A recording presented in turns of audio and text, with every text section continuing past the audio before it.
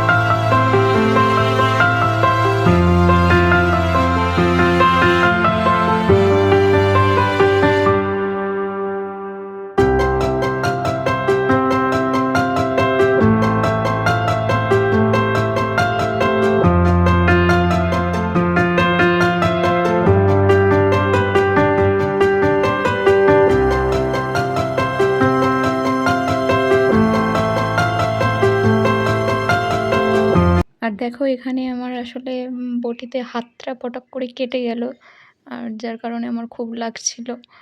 আসলে আমার ছেলেকে বলছি বাপি মলম নিয়ে আমার হাতে লাগিয়েছি, দেখো হাতটা কেমন কেটে গেছে, রক্ত বেরোচ্ছে। আজ এইটুকুই।